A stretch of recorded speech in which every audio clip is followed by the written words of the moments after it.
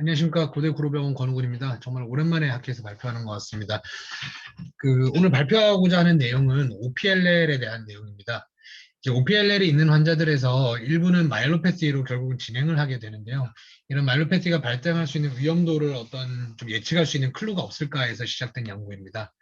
OPLL은 저희가 다 잘 알고 있는 질환입니다. 특히 한국, 일본 등의 극동아시아 지방에 많은 것으로 알려져 있고, 어떤 환자들은 마일로패티가 발생을 하게 되는데 아직까지 이걸 정확하게 예측할 수 있는 클래시피케이션도 없는 게 현실이고 어떤 레디올로직 팩터들 같은 경우에도 뭐 연구마다 서로 다른 팩터들을 측정하고 제시하고 있는 것 같습니다. 그래서 이제 기존에 많이 알려진 팩터들도 다시 한번 측정을 해보고 마일로패티가 있는 환자와 없는 환자군들을 좀 비교해서 어떤 팩터들이 좀 유의미한 것들인가를 좀 찾아보는 연구를 한번 해보았습니다. 10년간 저희 병원을 방문한 392명의 환자를 대상으로 했고, 이전에 수술을 받았거나 다른 질환이 동반되어 있는 사람들은 제외했고, 이제 OPLL이 딱 심한 세그먼트 말고 다른 세그먼트에서 이런 T2 하이 시그널 인텐시티를 보이는 경우에는 연구에서 제외를 했습니다. 그래서 총 305명의 환자가 인롤됐고, 절반 정도는 마이로패티가 클리니컬하게 있는 환자, 절반 정도는 없었습니다.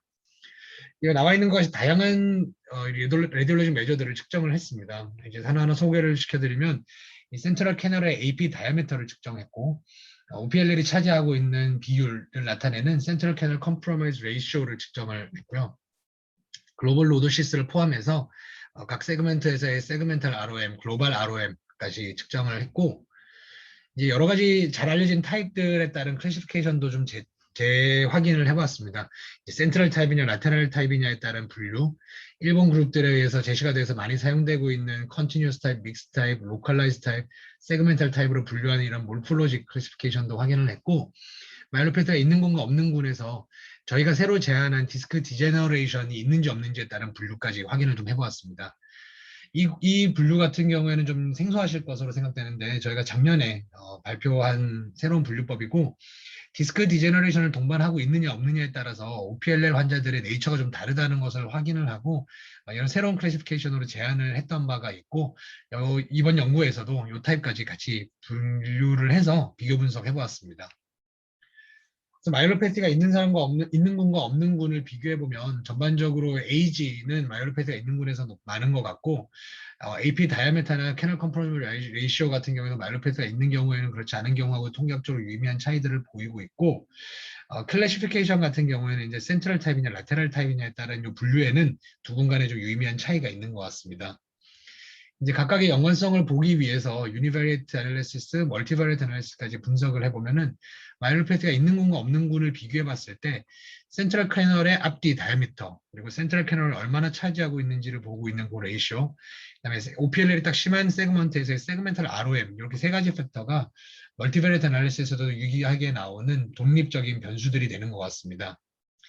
근데 이제 요거는 너무 브로드한 개념이어서 이제 서브그룹 애널리시스를 저희가 해봤습니다. 캐널 컴프로마이즈 레이쇼가 50%가 넘는 시비어한 OPLL 환자군들과 50%보다는 적은 OPLL 환자군들을 비교 분석을 나눠서 해보면 이 OPLL이 50% 이상 큰 시비어한 환자들에서는 마일로패티가 이제 95명 정도 있었는데 마일로패티 있는 그룹과 없는 그룹을 비교해 보면 앞서 전체 그룹을 분류해서 나왔을 때와 같은 결과를 볼 수 있습니다. AP 다이아메터와 캐널 컴포먼트 레이쇼에서 뚜렷한 차이가 있고 세그멘탈 ROM이 일부 컨트리뷰션을 하고 있는 게 확인을 되는데요. OPLL이 50%보다 작은, 좀 더 작은 캐널 컴프로마이즈 레이쇼를 보이는 군들을 비교해 보면은 이렇게 상대적으로 적은 캐널 컴프로마이즈를 보임에도 불구하고 마일로패티가 있는 환자들을 분석해 보면 이 멀티바리언트 애널리시스를 했을 때 AP 다이아메터와 세그멘탈 ROM이 유의미한 차이를 보이는 것은 동일하나 저희가 제시했던 디스크 디제너레이션 타입이 아주 명확하게 독립된 변수로 이제 마일로패티와 연관되어 있는 것을 확인해 볼 수가 있었습니다. 해석을 해보면 어떤 환자들이 마일로패티로 진행될 것이냐 이런 걸 볼 때 이제 아주 미리부터 잘 알려져 있는 이런 스태틱 컴프레션을 시사하는 AP 다이아미터의 크기, 센트럴 캐널 컴프로마이즈의 정도가 유의미한 것을 확인할 수가 있었고 세그멘탈 ROM 같은 다이내믹 컴프레션 팩터도 유의미한 것을 확인하였습니다. 이제 OPLL의 정도를 나눠서 분류, 서브그룹 애널리시스 해보았을 때는 50% 이상 심한 OPLL 같은 경우에는 방금 말씀드렸던 잘 알려진 팩터들, 특히 스태틱 컴프레션 팩터들이 유의미한 차이를 가지고 온다면 50%가 채 안 되는 캐널 컴프로마이즈 레이쇼에도 불구하고 마일로패티로 진행하는 환자들은 디스크 디제너레이션 동반되어 있는 타입인 경우와 같이 다이내믹한 팩터들이 좀 더 관여하는 것으로 저희 연구에서는 확인이 됩니다. 그래서 이런 새로운 걸 하나 찾아서 여기 이제 앞으로 저희가 마일로패트를 진행할지 여부를 평가하는데 이해에 도움이 됐으면 하는 바람입니다. 여기까지입니다. 감사합니다.